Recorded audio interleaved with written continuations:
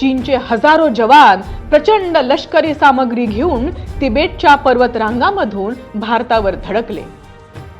त्यावेळी बुमला पास लष्करी ठाण्यावर सुभेदार जोगिंदर सिंग व त्याचे 15-20 लष्करी जवान होते, तर तिकडे 13,700 फुटावर सेला पास होता।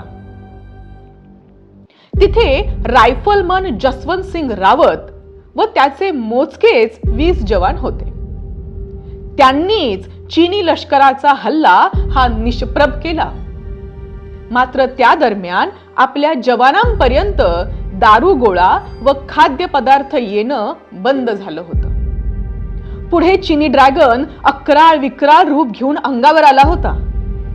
शेवटी पर्याय नाही म्हणून लष्करी कमांडरने बुमला पासचे सुभेदार जोगिंदर सिंग व सेला पासचे रायफलमन जसवंत सिंग यांना वायरलेस करून आदेश दिला की आम्ही तुम्हाला फारसा दारुगोळा व खाद्य सामग्री देऊ शकत नाही, तेव्हा तेथून सुरक्षित परत फिरा।